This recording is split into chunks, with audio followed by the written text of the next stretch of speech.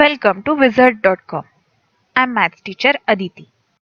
We have this question here. Convert the units 27,327 liters to dash kiloliters dash liters. Now we know 1 liter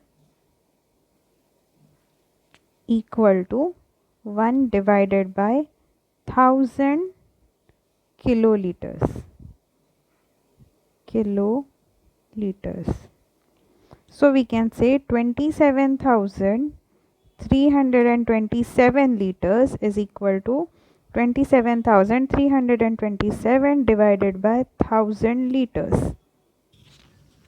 Now this we can write as, let's see, 27,000 divided by 1000 plus 327 divided by 1000. We can simply split the number in this way, or maybe the step before this will be, it will be 27,000 plus 327 whole divided by 1000 kiloliters, right? So now we can simply remove this. These three zeros will be removed. So we are left with 27 kiloliters plus 327 by 1000 kiloliters.